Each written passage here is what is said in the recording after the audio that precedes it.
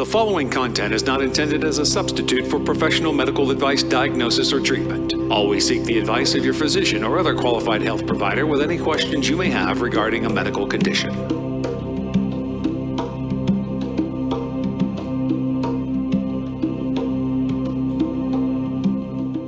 Hello, and welcome everyone to Always Another Way podcast. My name is Marina Sprocki-Spriggs, and I have a master's in professional counseling. I am the IPPY award-winning author of Stop Looking for a Husband, Find the Love of Your Life, and Nasty Divorce, A Kid's Eye View. I have been writing positive divorce advice for the Huffington Post since 2012, and I'm trained in clinical hypnosis. And this podcast speaks to out-of-the-box thinkers, and it's for those who hear the call of hope and always another way. And if you are very rigid and set in your beliefs, then this probably isn't your cup of tea.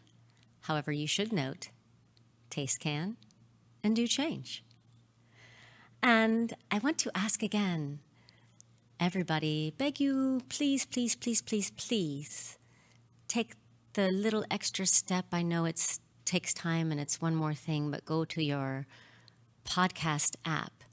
Find Always Another Way and subscribe. And if you rate it, the podcast moves higher up and more people can hear all of these podcasts on ways to do things another way. And you help spread information. And we have a great show today. We're going to be talking about the Zendo Project, which is psychedelic harm reduction. But before we dive into that, I just want to, for comparison, talk about something else that's, and you'll see how it's related. I want to talk about sex education and teaching abstinence. So, sex and drugs and politics and religion, these are all things people feel very personal about. So emotions sometimes get wrapped up in decisions where, if we let the emotion go and looked at the research, we might find something else. So I'm going to read you just a little excerpt from an NPR article from August 23, 2017. Abstaining from sexual activity is a surefire way to prevent pregnancy and avoid sexually transmitted diseases. But programs advocating abstinence often fail to prevent young people from having sex, researchers write in the September issue of the Journal of Adolescent Health. It's not just unrealistic, but it leaves our young people without the information and skills that they need, says Laura Lindberg, co-author of the report and a research scientist at the Guttmacher Institute.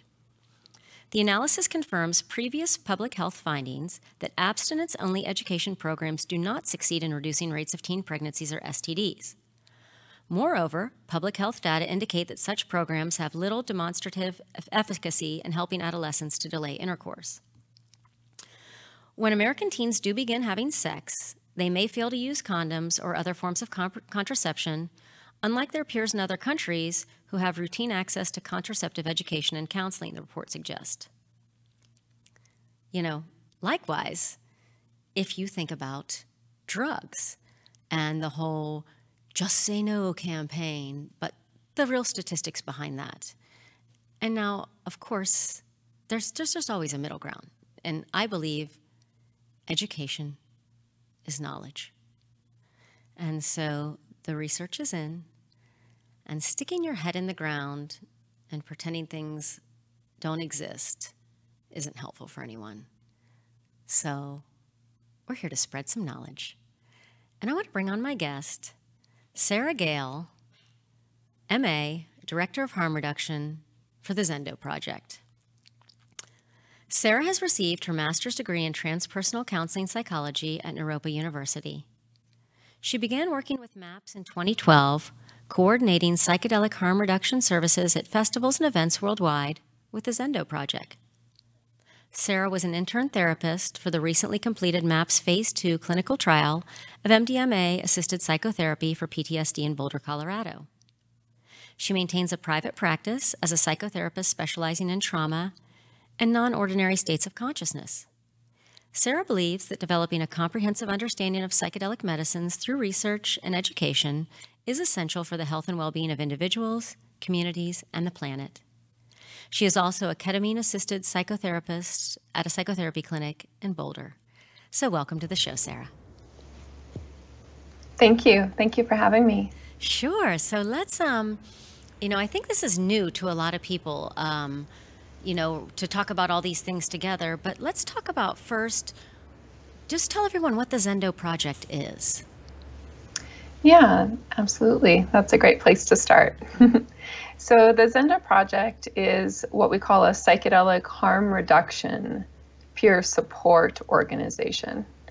And so harm reduction is a really broad term that encompasses a really different way of dealing with things like drug use and sex education, things that in our society might be considered taboo.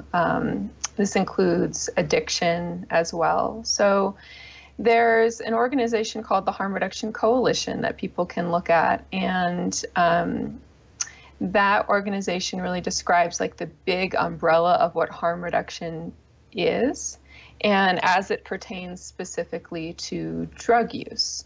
And so it is a philosophy and a set of principles and techniques that aim to reduce the harms and minimize the risks associated with substance use. And so psychedelic harm reduction is another subset of that big umbrella. And that includes things like drug testing. So people coming in at festivals or ordering drug testing kits online. Organizations like Dance Safe are one of those organizations that provide that service. It also includes providing drug education and information, such as sites like Arrowwood. And so it's education, drug testing, things like that all fall under the umbrella of harm reduction. And then what the Zendo Project does specifically is called psychedelic peer support.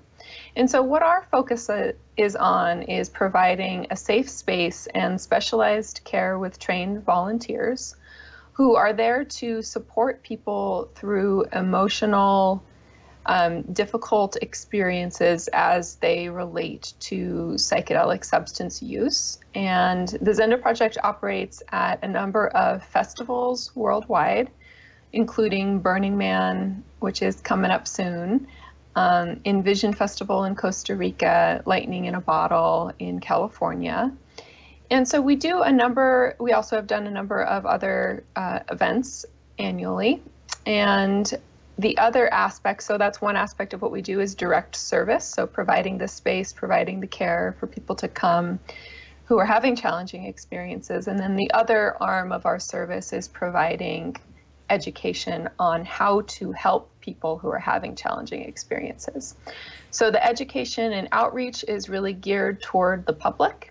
And the focus is on how to help your friends, how to help your family and community if people that you encounter are having a difficult or challenging psychedelic experience that is emotional or psychological in nature. Very cool, very cool. So how did you get involved with the Zendo Project? And what kind of spurred your interest into this field of even knowing like, oh wow, this is out here? Yeah, so I studied transpersonal counseling psychology at Naropa University in Boulder, Colorado. And transpersonal psychology really dives into this concept of non-ordinary states of consciousness. Okay. And that's not just related to psychedelics. So many cultures throughout history have explored non-ordinary states of consciousness, meaning not your everyday default mode way of thinking, and exploring that through different means, whether that's through dance, meditation, prayer, sexuality, or entheogens, psychedelics. So psychedelics are just one way in which human beings throughout time have chosen to alter their perspective of reality, and there's all different kinds of reasons why people choose to engage in psychedelic substance use, but this isn't a just common modern thing. So right now we really see this resurgence in psychedelic research and interest in these psychedelic substances for the treatment of things like PTSD, depression, anxiety. So there's been this real resurgence of interest. But psychedelics have been used, we don't really know how long, honestly. There's different hypotheses anthropologically and, looking back historically. And there's different hypotheses and ideas about how long these substances have been used. And so transpersonal psychology was really born out of the psychedelic movement in the 60s, when a lot of these substances, especially LSD, was first created, synthesized, and discovered. And it informed the discovery of psychedelics, both synthetic and what we call plant medicine, such as ayahuasca and magic mushrooms, psilocybin, peyote, mescaline, things like that. So those things were discovered in the West, and whereas they'd been known of by other cultures for a really long time, in some cases.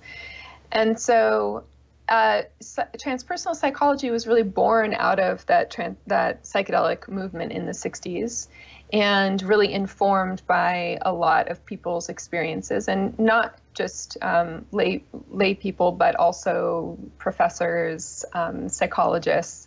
And in the 60s and 70s, there was a lot of interest in the psychology and psychiatry communities in these substances for a variety of different reasons, and people were really interested in what they did to the mind and to the emotions in the body, and were really interested in how they could be applied therapeutically. And there was some promising research and explorations that happened during that time that showed that some of these substances could be used in a therapeutic context.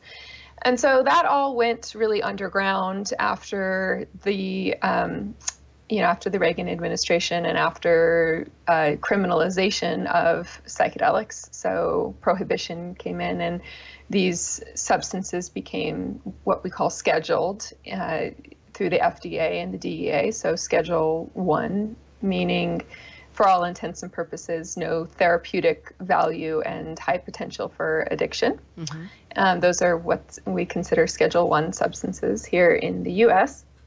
Other countries have different ways of classifying their substances. And so I was studying transpersonal counseling psychology at Naropa University, and I was really, I also had interest in psychedelics, and I've always been really interested in non-ordinary states of consciousness from a very early age. I felt very drawn to Eastern practices of meditation and different practices. I read a lot about Buddhism, and Naropa is a Buddhist-rooted university. It also brings in elements of other philosophies and religions as well, and spiritual practices. And so I've always been really interested in psychedelics and their ability to expand consciousness. And growing up in the Just Say No, DARE era in high school and middle school, was always just told, drugs are bad, period. Don't even talk about them. Don't even ask about them. And through my own, exploration as a young one and in high school, exploring kind of a variety of avenues to consciousness and exploration of my own path, was interested in psychedelics. And so when I was in college, I really saw that there wasn't a lot of, even though I was going to this transpersonally inspired university, there wasn't a lot of talk about psychedelics. And so a group of my fellow students and I created a group at Naropa called NAPS, the Naropa Alliance for Psychedelic Studies. Cool. And through that, I met people who worked at MAPS, who then I became affiliated with, who then brought me into the MAPS community. And I started working with the Zendo Project in 2012, and shortly thereafter started working as a sub-investigator on the MDMA for PTSD trial here in Boulder. So curiosity, an open mind, and a background in psychology and psychotherapy is really what brought me to this work. I love it. And then something you said, which just kind of entails like almost what I think about another way. And so when you talked about like all the just say no and it's all bad, and it's just the same thing like with the sex thing and too, that people are smart and they find out through experience. And when you see that experience doesn't match those words, you know, and this is what sometimes I think that I don't know who it is that decides they're going to do, you know, the blanket stuff like abstinence only, but doesn't see that when you experience what I call it, like almost, you know, hypocrisy, like, but when somebody says something like these are bad and these will kill you, but then you do it and you're like, well, that didn't happen.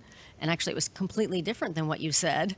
How then trust kind of breaks down versus if you just gave somebody all the information and then here you make up your own mind and this is available, you know, just interesting how that goes. Yeah. But yes, but with, absolutely. yeah, but with that, let's say, okay, I'm going to Burning Man. I'm planning on doing some LSD. How would I find Zendo? How would I know that you're there? And then kind of, could you walk us through like, what happens? I start having a bad trip and how does it all work? Kind of. Yeah, so to speak to the direct service aspect of our work, we work with festivals to get the word out that we're there. So all the festivals that we work at least in the United States and as well as most other countries, have a strict no drug policy. And then there's also the understanding, like you just mentioned, that people are going to choose drugs despite your policies and procedures. So, you know, unless you're going to enlist a state at your festival or event, this could be a festival, this could be a music and arts event that's just an evening. You know, we all go to concerts and shows where people choose to, you know, imbibe in a variety of substances, legal and illegal, alcohol being the main one of those, right? And so we often see a lot of issues actually with alcohol in the Zendo, and specifically alcohol mixed with psychedelics, which is my number one sort of avoid, you know, that mixture.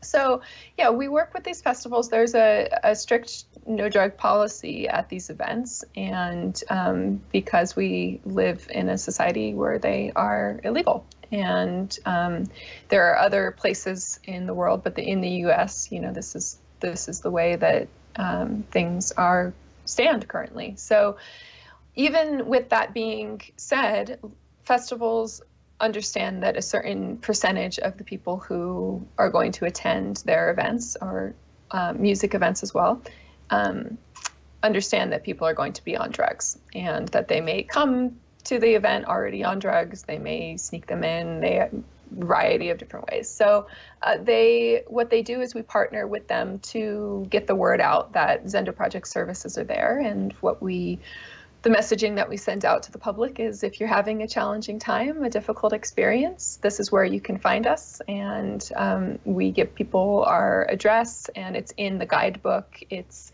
in the literature, it's in people's apps on their phone. So the Zendo Project over the past 6 years has really become more well known. So at festivals where we've been at for a while, people recognize and understand, okay, the Zendo's here, and I can either take my friends or take myself, or if I see something, I can, you know, go and get help. And so people are more and more aware of our services, and that wasn't always the case in the beginning of our work. People were like, what's this? How do we interact with this? And there's always a new influx of new people at every event that we do. And so it's really getting the messaging out there, which is this balance of, you know, recognizing that these are no drug events, but also not lying to ourselves, and essentially, you know, knowing that people are going to be doing this. And so really responsible organizations and production companies have opted to incorporate harm reduction services into their events as a measure to help protect the emotional, psychological, and physical safety of their participants, their attendees. And so I would say, the message really, from my standpoint, is that if you're throwing an event and you are having musicians and you're having a variety of different activities, it is really the responsibility of the festival production company to decide, to have harm reduction services to protect the emotional, people's emotional well-being. And we call what we do sometimes emotional first aid or psychological first aid, and we see it as just as important as medical first aid at a festival, because the experiences that people can have and how those experiences are dealt with can make the difference between somebody having a challenging experience that they move through, that they come out the other side saying, wow, I've really had a different view of drugs, and now my relationships with drugs have completely changed, and I want to use things in a more responsible manner, and how did I end up in this situation? To people really just recognizing like having these big transformational experiences, and without harm reduction services, or if people don't receive peer support or support in general around their emotional experience, this is something that can scar people for life. Yeah. It can cause trauma. It can cause all kinds of things further down the line that can impact people really for the rest of their lives. So that is a huge part of our mission, is really helping to avoid traumatization by bringing in tools to deal with these situations that are based in informed methods of people who are informed about the actual effects of psychedelics. Yeah, that's awesome. And just thinking as somebody who is a, former partier who went to concerts and did stuff too, how nice it would have been to have known, like, if you are having trouble, because then the fear comes in. And like you said, it's not advocating illegal drug use. It's just knowing that it is going to happen whether you say it or not. Just like teens are going to have sex, no matter how much you pump out that abstinence, gonna happen. So, we could admit what stuff is going on. And like you said, let's solve it a different way, because there are lots of things that could happen, super traumatic things. And it got me thinking about just another aspect of that. I was a sophomore in high school, and we all got together because kids were doing drugs, and one of the kids ended up dying. And the reason was, so they were doing, I think they were mixing like alcohol, LSD, cocaine, just a cocktail of stuff. And then one person had thought something and ended up like actually stabbing the other guy, and it went south from there. But if you could, and so I guess they went to the hospital, what are you guys doing? They said, nothing, we're not on anything, because they were so fearful. And then I think if they would have told, because the guy went in critical, if they would have said, yes, he's on drugs, his life could have been saved. And so with that, does Zendo, because I would just think it would provide that place where I wouldn't normally get help because I'm scared I'm going to be arrested. But if you could work through it and then do something, it could be a totally life-changing experience. Yeah, the fear of getting in trouble, of being arrested, is one of the main reasons why people who are having a challenging time, especially if it's a really intense experience where they're having, there's a huge range of experiences, everything from someone just coming in and quietly saying, I'm having a bit of a hard time, can I talk to somebody, to full-on, aggression, violence, things like that. And so the way that we understand that people are afraid of going to get help. And that's why we really work closely with medical and security teams.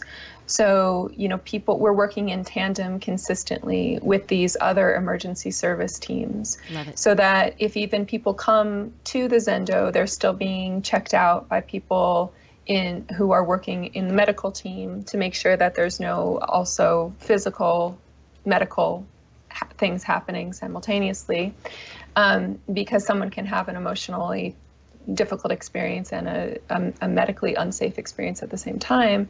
And so that's why it's really important for people who are wanting to either, provide these services at festivals through creating their own organizations, or who want to work with, medical or organizations like the Zendo Project, to be aware that it's always crucial that it's mandatory that emotional peer support organizations work in conjunction with medical and security. People who are violent, who are aggressive, we work with the security professionals at these events, because that's beyond our scope of practice, as well as medical. We don't provide medical support, we don't provide medical care. And so what we do is we work with the medical team to make sure that people are safe physically. And so that kind of helps diffuse some of this fear for people, because what we've noticed is that people feel really safe coming to the Zendo space. And then, and then we get them checked out if there's any signs and symptoms that there's something potentially wrong medically, then we get them checked out by a person from the medical tent, which is right next door to us. And then, so we're making sure that people are safe on all fronts. Because someone in uniform, a lot of times people don't want to go to the place where people have uniforms on. It's scary. And so we help to make those, what we call triage, right? So we help to make those connections with the other emergency services that are available when that's necessary. And it's really important for people to understand their local laws. And so those vary from state to state. And in most cases, if you come in and you're on drugs, but you're not in possession of a substance, then there are, laws in place to protect you. Because if you come in and you're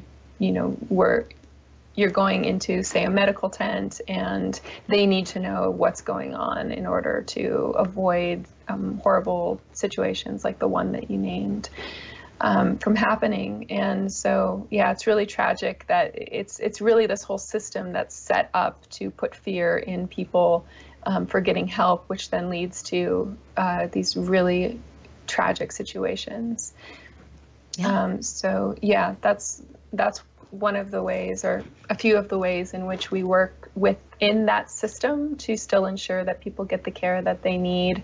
And Zendo is this place where people really feel safe, like, I can go there and I know that they're going to take care of me emotionally, and I know that if there's anything else that's going on, that they're going to escalate my level of care to the appropriate professionals.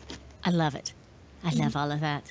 So what else did we not talk about that you want the audience to know about Zendo, maps, yourself, and all of this stuff? Any things that you just would think that is just important for people to know? Yeah, so one of the things, people want to know how to volunteer, and we get a lot of people reaching out about that. All the information is on our website. So if you want to volunteer, go on zendoproject.org. There's a volunteer tab, there's an application. And then when you sign up, you get email newsletters, and those newsletters let you know when a new application has gone out for a particular event. So people fill out a profile, and then an event application is released. And then once that application is released, people find out through the newsletter that they've signed up for, and then they can apply for that specific event. So that's one of the most common questions that we get is, how do I volunteer? And so that's it. And, you don't have to be a mental health professional to volunteer. This is peer support that we are providing. And we have people who are mental health professionals on our team, but that's not what the Zendo provides. We're not providing therapy, psychotherapy.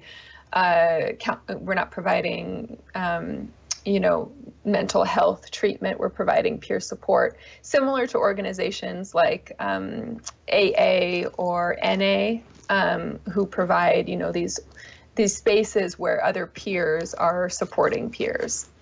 And so that's one thing. And then the other is our education program. So if you're interested in being trained in what we do, we offer training. We offer over around a dozen trainings annually in different cities across the US.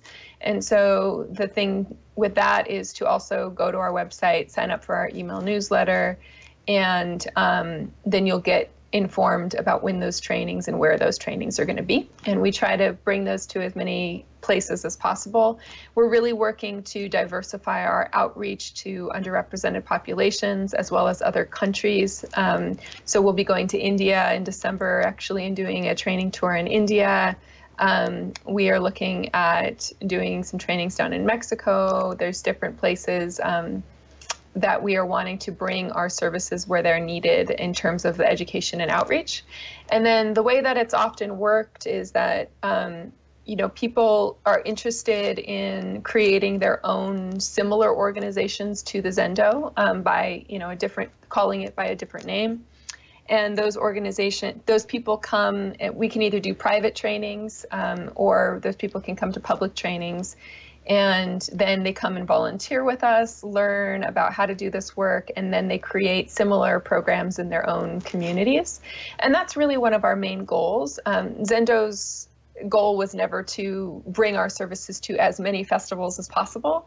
It was really to make this a community grassroots movement where people would create similar organizations and based on our model and our protocols, and use those protocols to help inform their organizations, as well as a lot of these organizations that are popping up now that are have been informed by what the Zendo Project has done, are similar to us, have many mental health professionals who help to provide support and guidance and consultation. And so that's one thing. So training, education, outreach, all that information can be found on the website. If you can't find it, then you can email us at zendo@maps.org. And then the last thing I'll mention is that we're having a fundraising campaign right now. And we had that can be found on our main page of zendoproject.org. In that fundraising campaign, we're aiming to reach 70,000. We reached that number, and we are now moving toward a stretch goal of 100,000. Nice. And the Zendo Project is entirely funded by donors, and we do charge events that we provide services at for our services, but there's a lot of outreach and a lot of education, a lot of things that we do that are that we, as well as growing as an organization and expanding our services to other places, other countries and communities that require grassroots donor support. And so if people are interested and able to donate, then they can check out that on the main page of Zendo Project right now. And so today's date is August 9th, and that will be going on until the end of the month. And so if people are interested in donating or want to share that information with their communities, then they can do so by visiting our website. And we just want to thank everyone who has supported us thus far to reach our 70,000 goal and beyond. It's really just touching and really affirming of this work to know, how people really believe in and support and understand the importance of emotional crisis support services for people who are on substances, as well as people who aren't. There's a lot of people who come to us who are just having a hard time and they haven't even taken anything. So we're there for that too, just so you know that if you're at a festival and you're having a hard time and you didn't take anything, you are still welcome to come to the Zendo. So I love that. Yeah. I love that. Well, thank you so very much, Sara, for just talking about yourself and the Zendo. And I want to have you on another time to talk about the non-ordinary conscious states, because I do clinical hypnosis, and I love those non-ordinary conscious states too, which would be just very interesting to open up the doors to things that are real, non-ordinary states of consciousness that people experience and can be very transformative in a good way too. Yeah, thank you so much, Marina. I really appreciate you having me on the show. And yeah, I look forward to staying connected, and to you and to all those out there listening. So thank you. Sounds great. And I will put all the links in the show notes of how you can find the Zendo Project, you can contribute, and then also just pass around that information. Knowledge is power, and there is always another way.